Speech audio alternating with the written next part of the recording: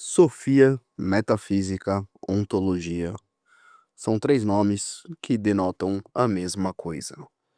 O conhecimento episteme geral do ser, da realidade, dos entes, das coisas. A ontologia, hoje é conhecida com esse nome, para separar da conotação que se deu à metafísica pelo homem moderno, que é uma conotação quase mística, completamente oposta e antagônica com a sua concepção semântica original. Aquilo que Aristóteles chamava de sofia, que era a mesma coisa que os escolásticos chamavam de metafísica e os modernos de ontologia, nada mais é do que o conhecimento das causas, certo? Assim, a minha concepção de filosofia está muito relacionada propriamente com a ontologia, né?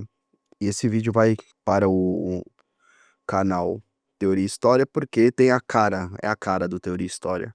Não dá pra eu realmente deixar de alimentá-lo com esse tipo de conteúdo, né? Esse é um vídeo sobre liminaridade, mas não dá pra falar de liminaridade sem falar de ontologia, da teoria geral do ser. Quando a gente fala de liminaridade, a liminaridade ela tá relacionada a ritos de passagem, né? Como no famoso artigo sobre liminaridade nos ritos de passagem. Mas eu vou falar mais da liminaridade como um conceito geral, né? No estudo dos princípios dos arqués da filosofia primeira, ao longo da história da filosofia, nos mais primórdios, né, nos mais primórdios anos da história da filosofia, para não dizer séculos, a gente tinha uma discussão sobre a questão do movimento. E quando a gente fala de movimento, entenda aqui que não estamos falando do movimento espacial da física moderna. Estamos falando de movimento num sentido de qualitativo, né? No sentido de mudança qualitativa, certo?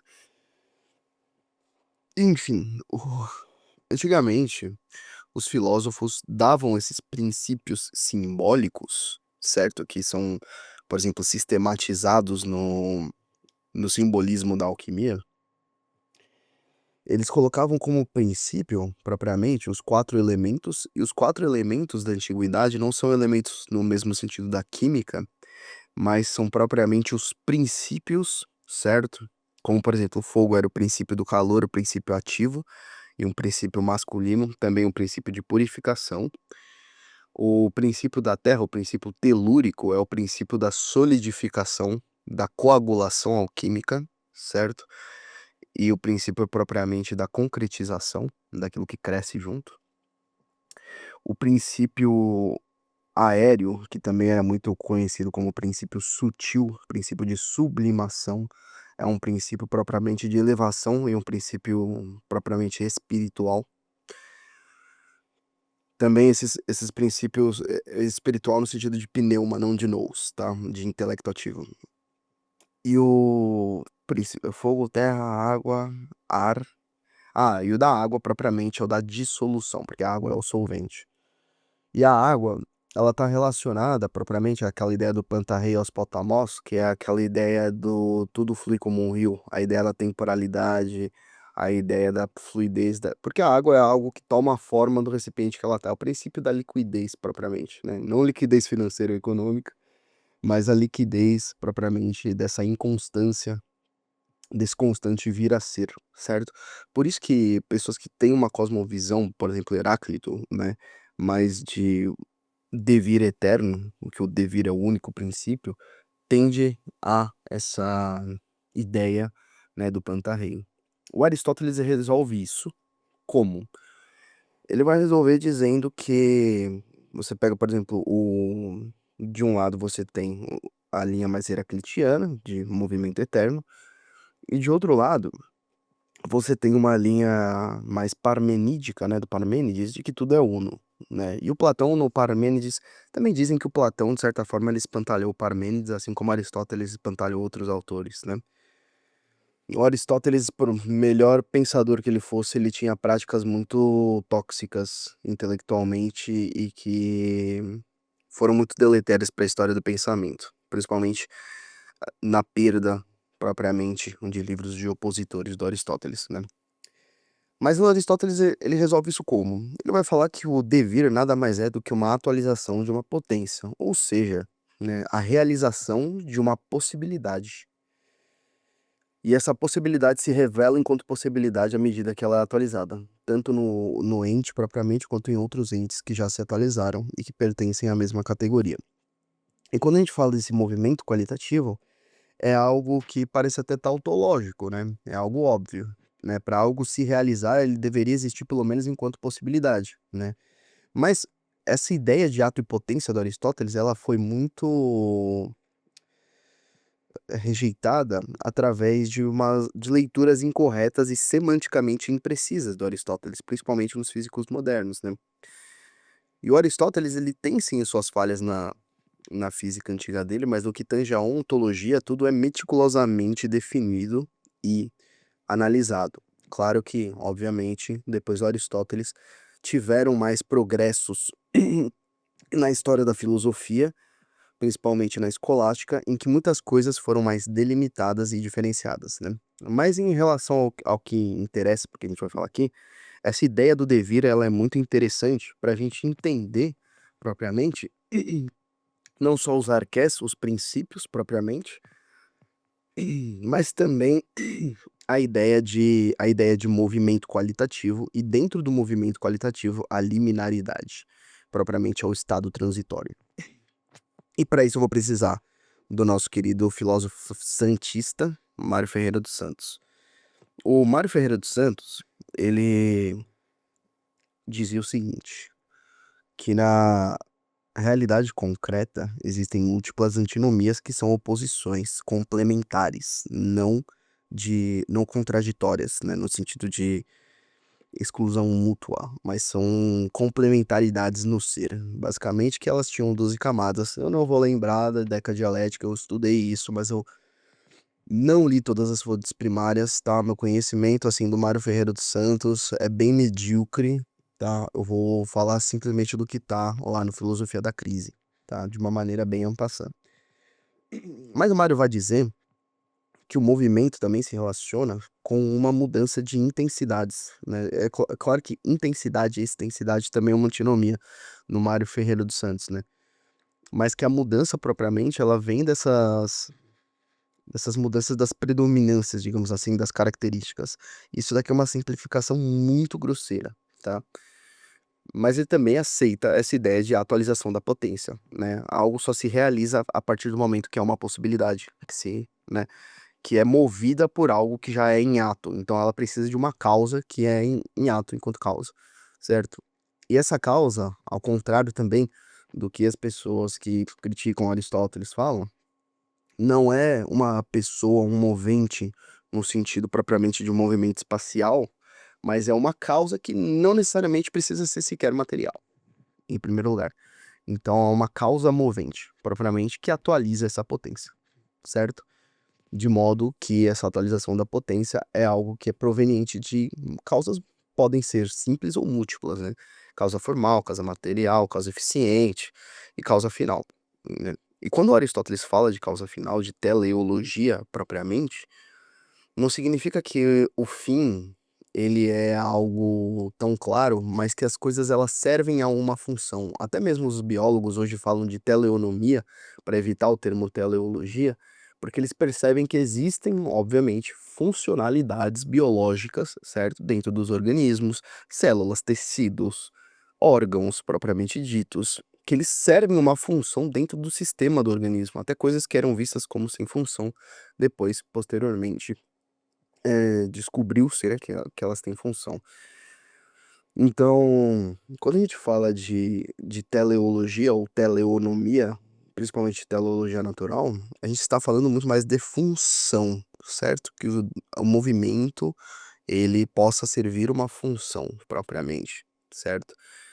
E da maneira que eu vejo isso, não é no sentido absoluto, tá? Eu realmente enxergo que existe uma convivência, quase igual o taoísmo fala, né? Da ordem com o caos. Porém, eu ainda acredito que a racionalidade, a unidade, ela sobrepõe ao caos. Até porque, para a gente inteligir tudo que a gente vê, pelo menos num sentido até mais direto, propriamente, a gente precisa de a gente precisa que exista unidade nas coisas, pelo menos enquanto as unidades que compõem, né, o sistema. Então, quando a gente fala de intelecção e propriamente tanto teorização quanto você compreender uma coisa como de uma categoria e não outra, já é pressuposto a unidade, tá? Até mesmo dentro daquilo que é múltiplo, tá?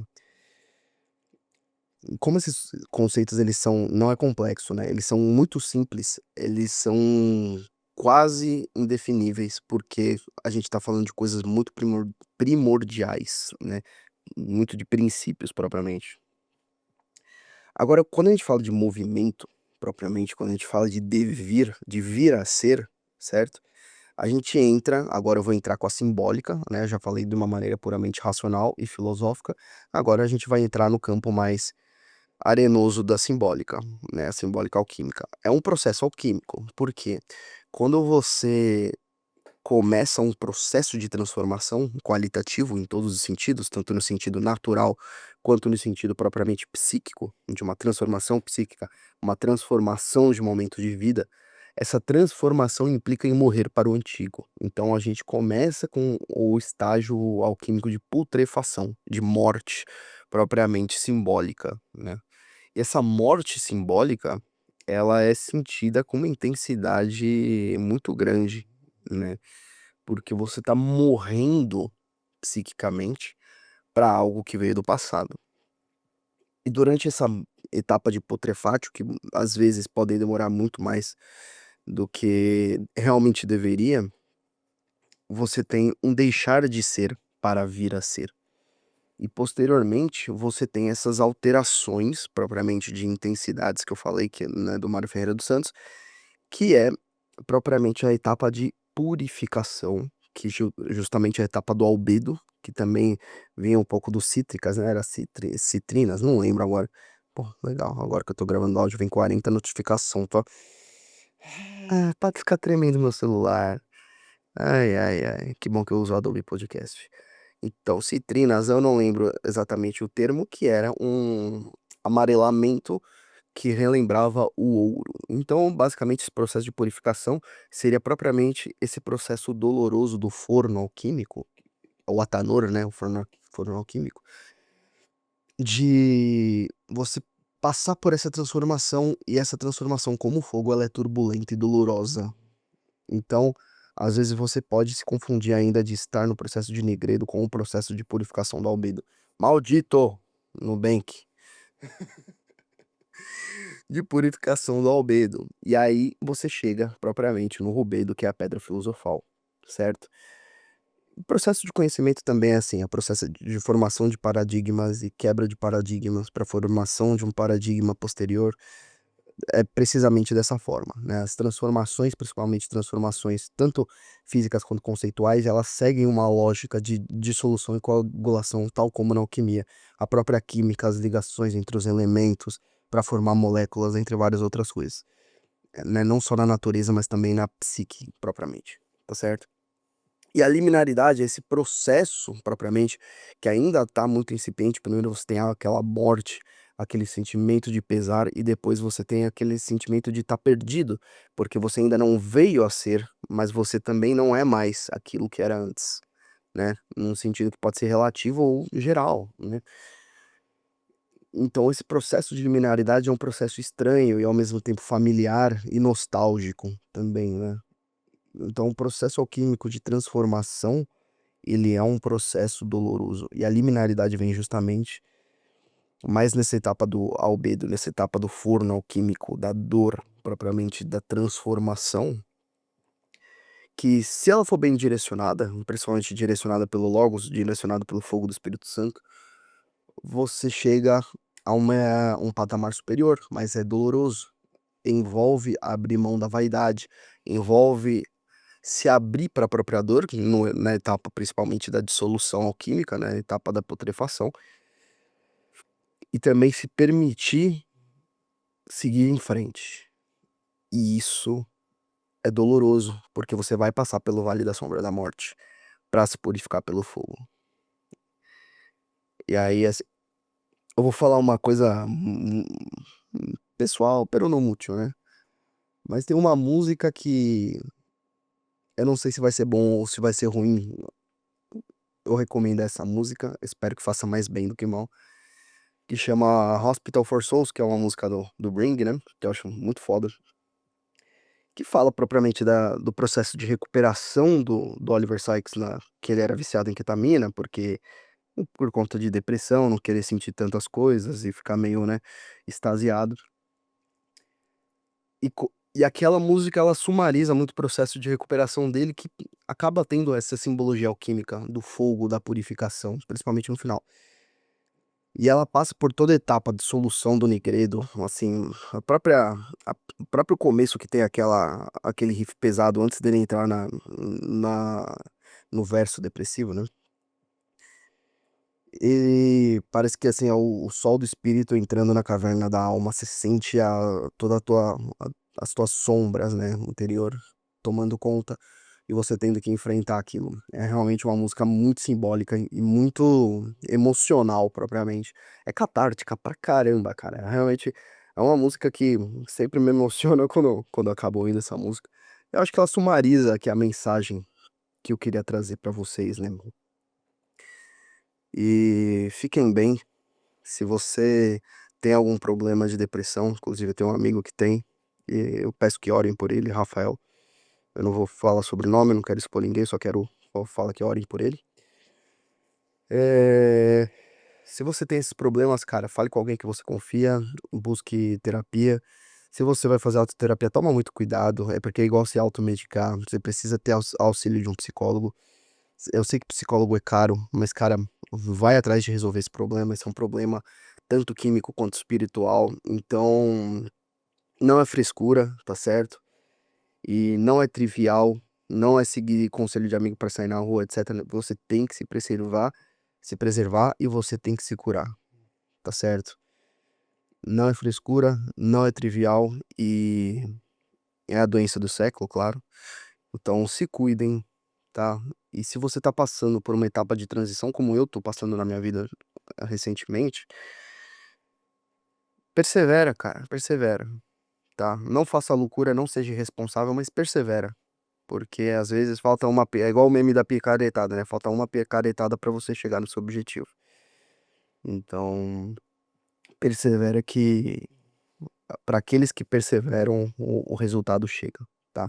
Mas aprenda com seus erros, tá? Não é porque você vai perseverar que você vai continuar batendo a cabeça na parede, tá? Os seus erros são parâmetros pra você evoluir como pessoa, beleza? Forte abraço, fiquem todos com Deus. Omnium nos est et omnium Torino.